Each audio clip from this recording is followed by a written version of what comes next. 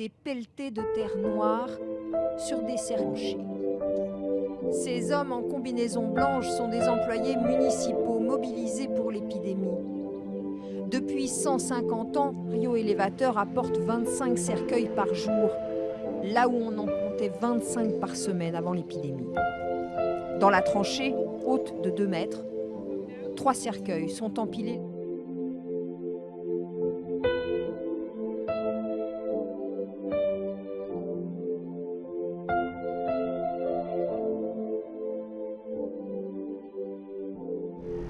Bien-aimés, que la grâce et la paix de Dieu qui surpasse toute intelligence humaine garde vos cœurs et vos pensées en Jésus-Christ pendant ces temps d'épreuves difficiles qui secouent notre monde.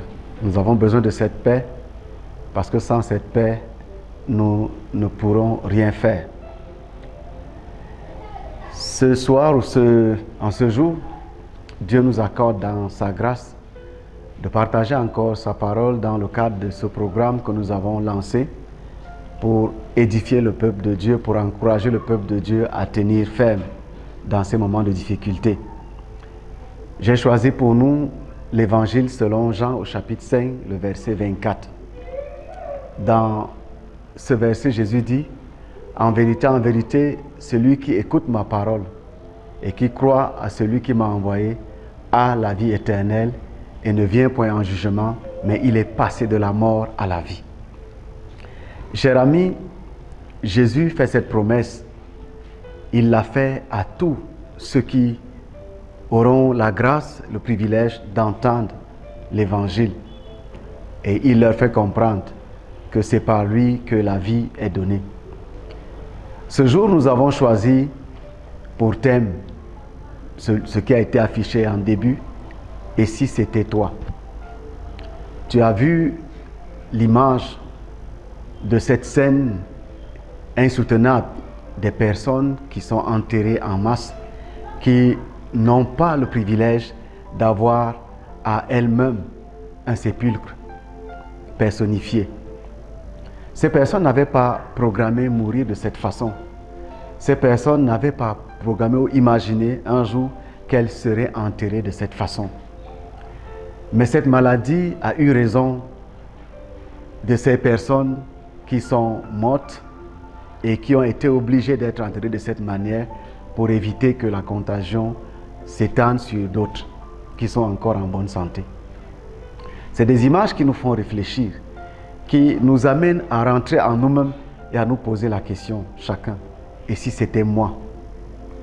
Bien-aimés, nous faisons des projets, mais dans le projet, nous n'avons jamais mis la mort quelque part.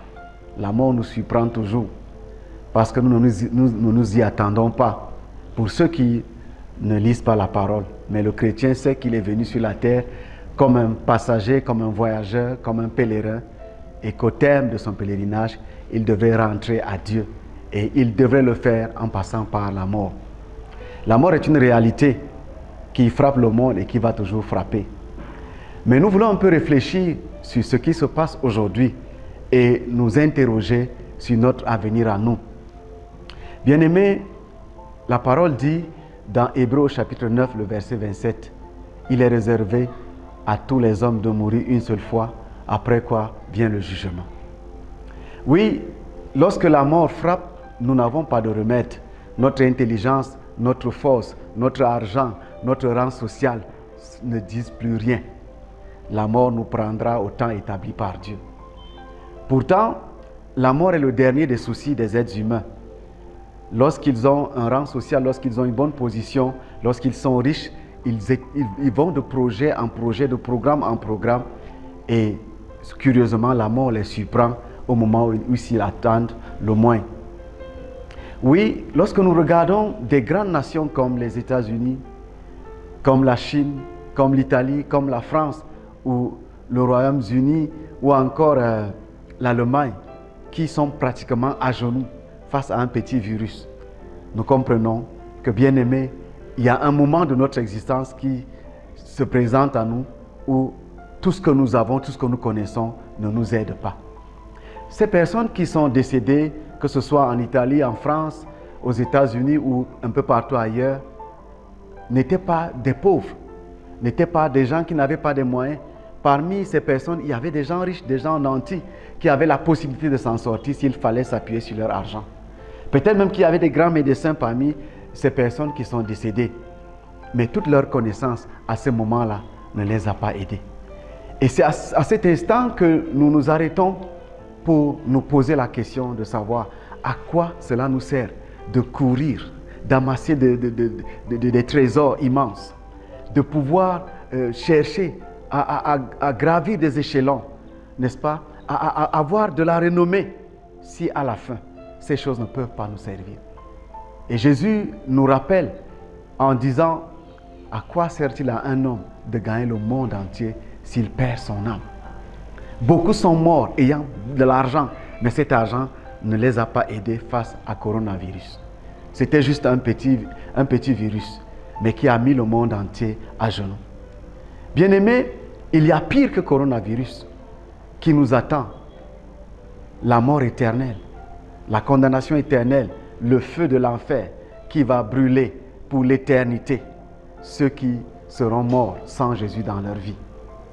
Si nous paniquons, si nous perdons nos forces, si nous perdons notre courage face à un petit virus, que ferons-nous donc face à l'éternité dans la souffrance, dans les temps ardents de feu et de soufre qui ne s'éteint point? C'est à cela que Jésus nous interpelle lorsqu'il nous dit que celui qui croit en lui et en celui qui l'a envoyé a la vie éternelle et ne vient point en jugement, mais il est passé de la mort à la vie. Jésus nous donne de comprendre que lorsque nous croyons en lui, nous passons de la mort à la vie. Le jugement de Dieu qui est réservé à tous les hommes ne nous atteindra pas. Parce que lui, Jésus, sera devant nous en tant que le juste juge, mais aussi en tant que notre avocat.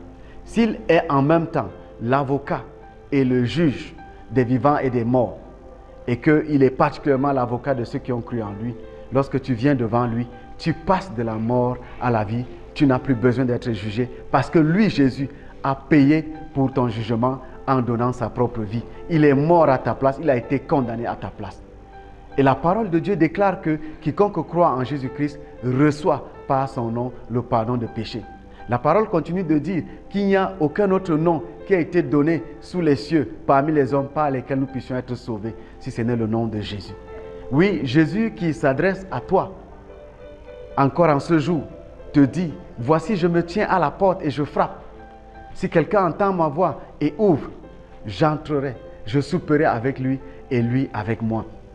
Si déjà, coronavirus terrorise le monde et multiplie des morts, et des gens n'arrivent plus à savoir quelle direction prendre, des nations se battent autant qu'elles le peuvent, mais en réalité tâtonnent jusqu'à présent, parce qu'aucune solution fiable n'est encore trouvée. Qu'est-ce que toi et moi, nous pensons de la mort éternelle?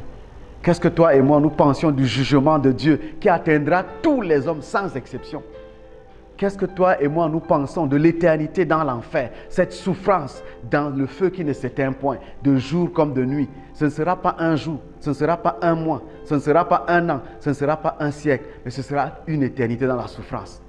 Bien-aimés, si nous nous battons pour trouver un remède à coronavirus, pour contrecarrer, n'est-ce pas, ces actions dévastatrices, quel est le remède que nous cherchons face à la condamnation éternelle?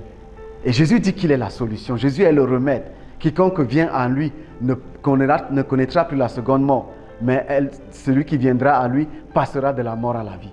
Oui, Jésus est le salut pour toi. Jésus est la solution pour toi. Jésus est la porte, parce que celui qui entre par lui a la vie éternelle. Et c'est pourquoi il t'appelle. Et je voudrais te rappeler que face à la condamnation éternelle, rien ne pourra te sauver. Personne ne pourra te sauver. Ta religion ne pourra te sauver. Ton intelligence, ta sagesse ne pourront pas te sauver. Ta force ne pourront rien faire. Parce qu'il n'y aura que Jésus. Et si tu n'as pas Jésus, tu es perdu. Et à ceux qui s'entêtent, je voudrais encore lire avec vous cette prophétie qui a été faite dans le livre de Amos au chapitre 2, à partir du verset 14 au verset 16, pour que cela t'amène à réfléchir. Celui qui est agile ne pourra fuir. Celui qui a de la force ne pourra s'en servir. Et l'homme vaillant ne sauvera pas sa vie. Celui qui manie l'arc ne résistera pas. Celui qui a les pieds légers n'échappera pas, et le cavalier ne sauvera pas sa vie. Le plus courageux des guerriers s'enfuira nu dans ce jour-là, dit l'Éternel. Qui que tu sois, la réalité de la mort nous démontre que quand cette mort est devant nous, nous devenons tous petits. Le coronavirus n'a même pas épargné les grands hommes d'État. Le coronavirus n'a pas épargné les grandes stars, les gens qui avaient des grands noms, qui ont fait des grandes choses, qui ont été enterrés sans bruit.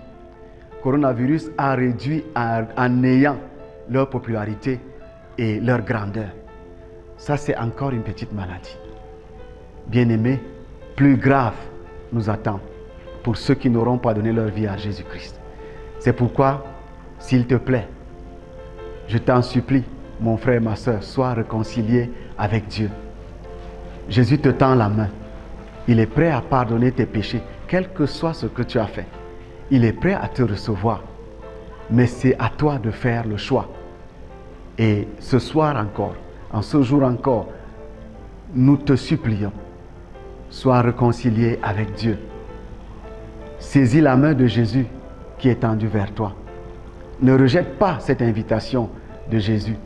Aujourd'hui, il te tend la main parce qu'il veut être pour toi un sauveur. Mais demain, tu le rencontreras. Si tu ne l'as pas reçu, tu le rencontreras comme juge. Et ce sera fatal pour toi. Ce sera pire que ce que le coronavirus fait aujourd'hui. C'est pourquoi, si tu as des oreilles pour entendre, entends ce que l'Esprit de Dieu te dit. Que Dieu te bénisse. Amen.